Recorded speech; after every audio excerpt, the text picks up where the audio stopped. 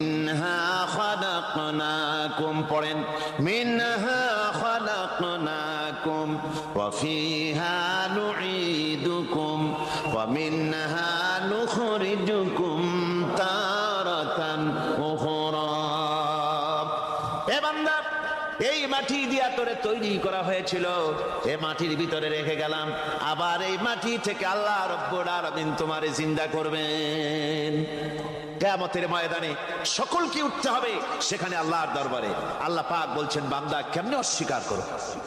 In কুনতুম ফি রাইবিম মিনাল বা'স ফাইন্না খালাকনাকুম মিন তুরাব।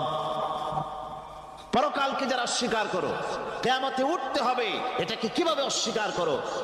চিন্তা করে দেখো, তুমি নিষ্প্রাণ মাটি ছিলে, সেই মাটি দিয়েই আমি তোমাকে তৈরি করেছি। আবার